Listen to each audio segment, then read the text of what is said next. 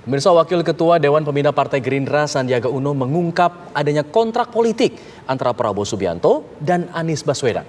Tim Anies Baswedan angkat suara dan merespons soal kontrak politik antara Prabowo dan Anies, termasuk apakah ada perjanjian di ajang Pilpres. Elit Partai Gerindra Sandiaga Uno melontarkan informasi mengejutkan soal adanya kontrak politik antara Ketua Umum Partai Gerindra Prabowo Subianto dan Anies Baswedan. Perjanjian tersebut kini dipegang dua elit Partai Gerindra, yaitu Fadlizon dan Sufmi Dasko Ahmad. Namun, Sandiaga tidak merinci apakah perjanjian tersebut juga mengenai kesepakatan dalam soal pencapresan. Fisiknya sendiri itu kan tentunya perjanjian yang ditandatangani tiga pihak, saya, Pak Prabowo, dan Pak Anies, dan saat itu yang ngedraft dan ditulis tangan sendiri oleh Pak Fadlizon, dan setahu saya sekarang juga dipegang oleh Pak Dasko. Jadi nanti mungkin Pak Dasko atau Pak Fadli yang lebih berwenang memberikan keterangan, karena itu juga menyangkut ada sisi Pak Prabowo-nya, ada Pak Anies. Demikian. Ditekannya apa sih, Pak? Terkait apa sih, Pak, intinya perjanjian itu? Itu terkait dengan Pilgub 2017. Malam itu kita tanda tangani sebelum kita mendaftar ke KPUD waktu di tahun 2016 bulan September. Itu nanti isi-isinya tentunya secara lebih etis disampaikan oleh teman-teman yang memegang kopinya. Saya sendiri nggak memegang kopi. Tapi ada yang bilang itu terkait Pilpres dari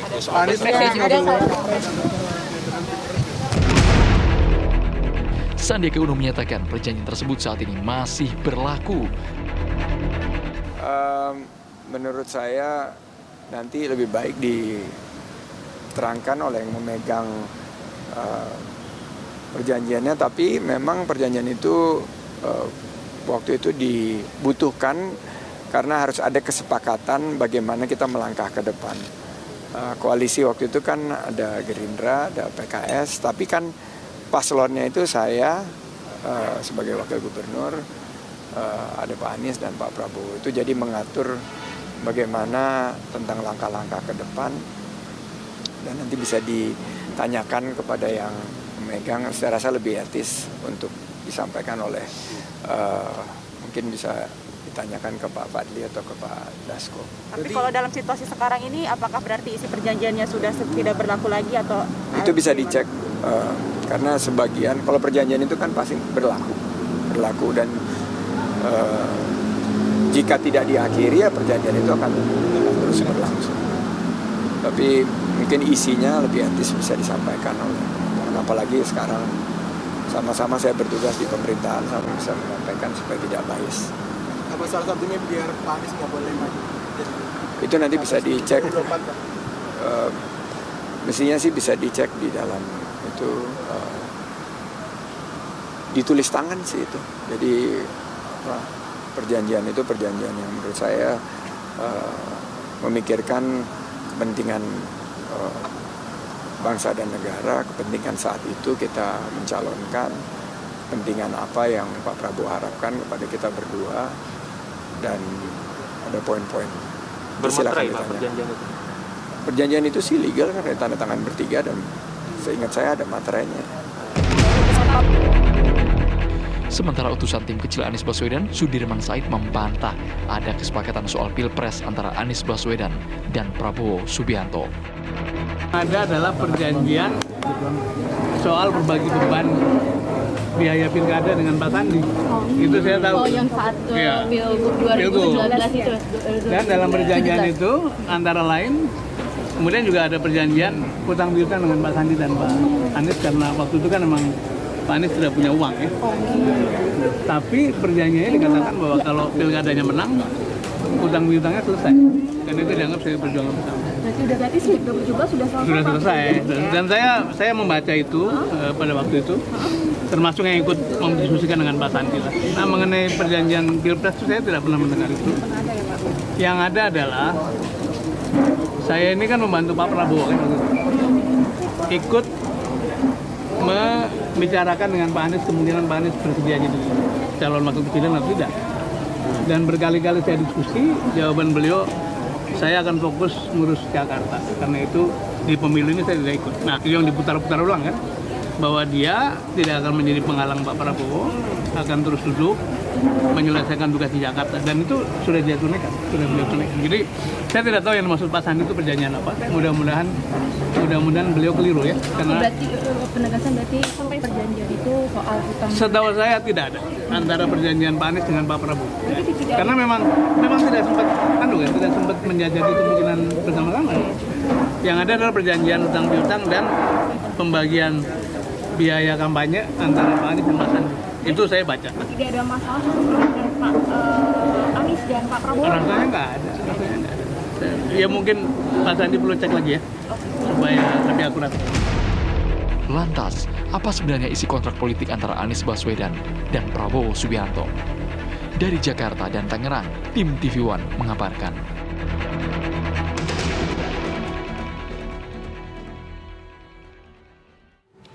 Wakil Ketua Dewan Pembina Partai Gerindra Sandiaga Uno mengungkap adanya kontrak politik antara Prabowo Subianto dan Anies Baswedan. Sandiaga menyebut perjanjian itu melibatkan 3 pihak dan ditulis tangan oleh Fadlizon. Hanya saja Sandiaga tidak memberikan rincian apakah perjanjian itu juga menyangkut soal pemilihan presiden di 2024 nanti. Nah, pemirsa, jika perjanjian itu masih berlaku, apakah langkah Anies maju di Pilpres 2024 bisa menjadi persoalan? Untuk membahasnya telah bergabung bersama kita sore hari ini Ketua Majelis Kehormatan Partai Gerindra Habibur Rahman, pakar politik Makmun Murad, pakar komunikasi politik Effendi Ghazali, dan juga peneliti indikator politik Indonesia Bawono Kumoro. Selamat petang Bapak-Bapak semuanya. Salam sehat. Salam sehat. Salam sehat. Ya, saya mau ke Bang Habibur Rahman terlebih dahulu. Jadi sebenarnya Bang, betul tidak sih ada perjanjian antara Anies dan juga Pak Prabowo? Ya, saya belum bisa mengkonfirmasi benar atau tidak, tapi kalau Pak Sandi menyampaikan seperti itu, kemungkinan besar yang memang pernah ada perjanjian itu. Tapi saya perlu sampaikan ya bahwa nggak perlu dibesar-besarkan lagi soal perjanjian tersebut, karena apapun saya tidak menganggap itu sebuah perjanjian bagaimana halnya perjanjian perdata menurut common sense ya, yang mengikat secara hukum dan ada sanksi dan lain sebagainya apabila tidak dipatuhi. Mungkin ya gambaran saya ya, ini perjanjian lebih merupakan moral atau gentleman agreement antara para pihak yang menandatangani. Jadi kesepakatan ke depan akan seperti apa, akan berperan seperti apa. Nah, kalau itu maka ini hanya menjadi pengingat.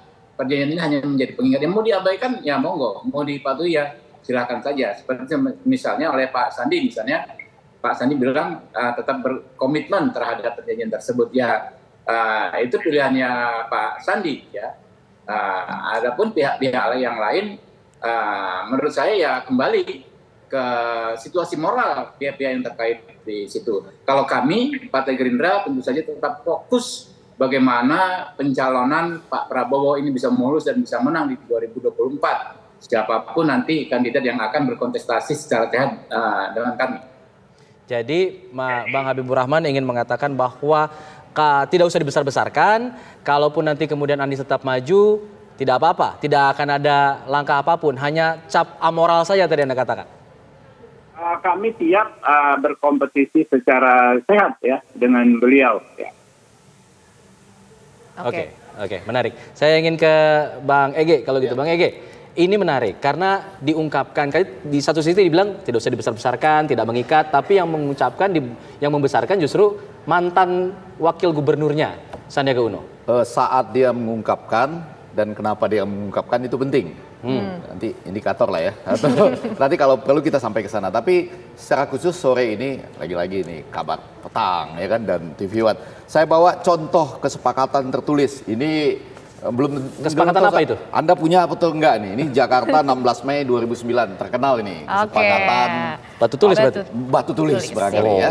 Saya punya. Boleh ditampilkan? Iya sedikit aja dilihat ya.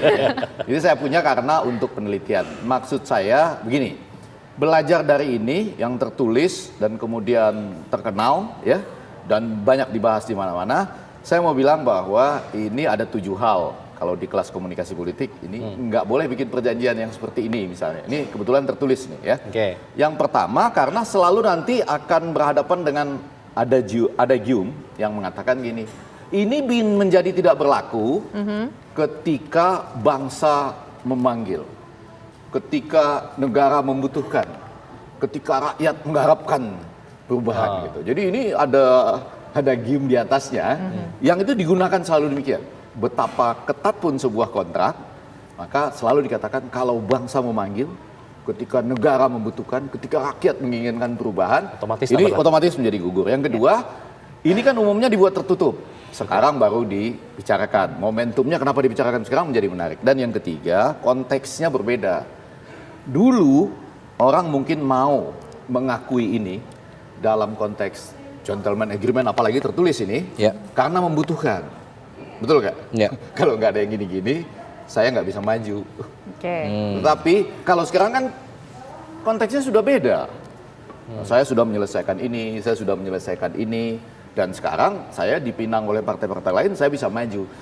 Kalau kita ngambil kelas komunikasi politik, perjanjian atau kontrak ini selalu mengacu ke contoh di Korea Selatan.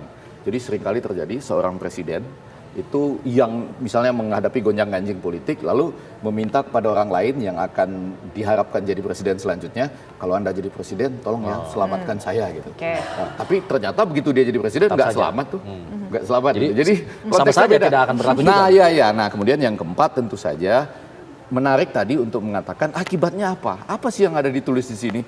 Kalau sini poin yang menarik poin ke-7 ya, bahwa seseorang mendukung pencalonan seseorang sebagai calon presiden pada pemilu presiden tahun 2014.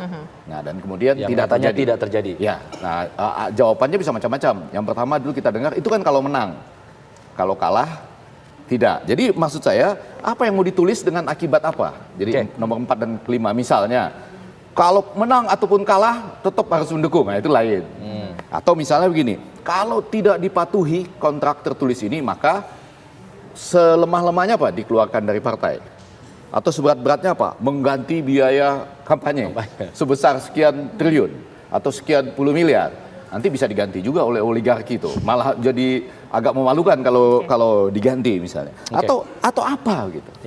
Nah, jadi bahkan saya belajar dari ini. Saya tertarik untuk mempelajari nanti ya, di samping mudah-mudahan kita bisa dapat nih dari Bang Fadlizon atau Bang Sumidavsko. Tapi yang menarik juga, ini sore ini kita agak panjang ke depan ini. Nanti kalau 24 Februari ada kontrak seperti ini.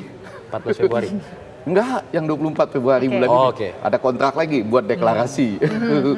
Capres dengan 3 partai.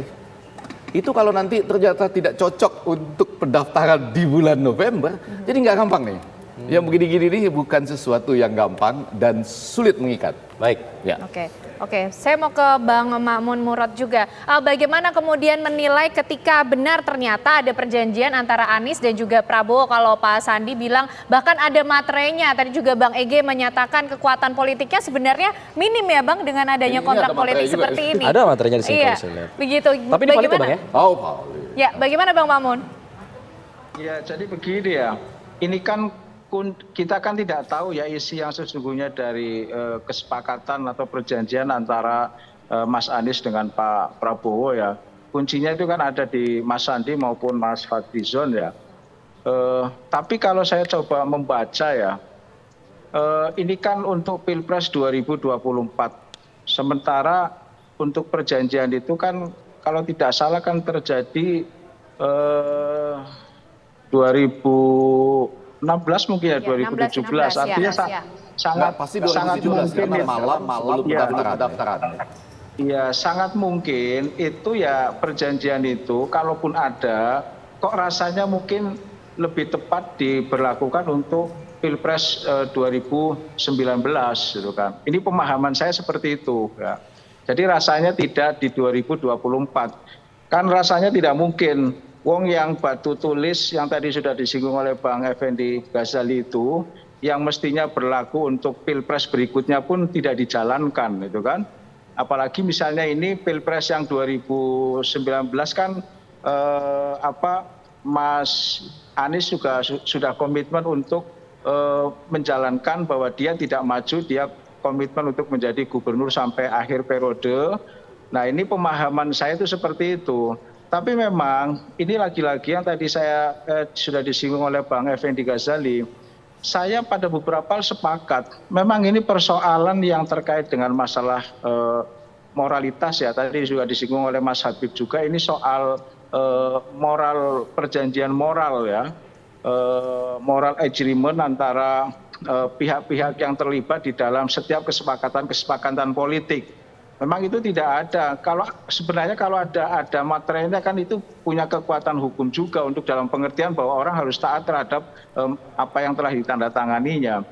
Nah, tapi yang terkait dengan masalah kesepakatan antara Mas Anies dan Pak Prabowo, saya menilainya seperti itu. Ya. Baik. Dan inilah ketika politik ya, apapun juga bisa terjadi, gitu kan. Dan ini yang tidak saya harapkan sesungguhnya. Jangan sampai kemudian persoalan yang menurut saya tidak terlalu penting banget, gitu ya.